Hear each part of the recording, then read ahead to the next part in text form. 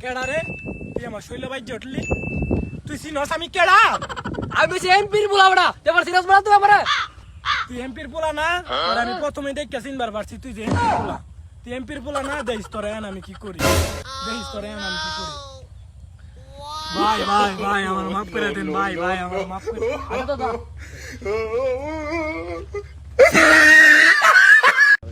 আমরা তো এলাকা ভালো না হ্যাঁ তো আমরা কিনছে না বন্ধু লবণ দিলাম আমরা কি করে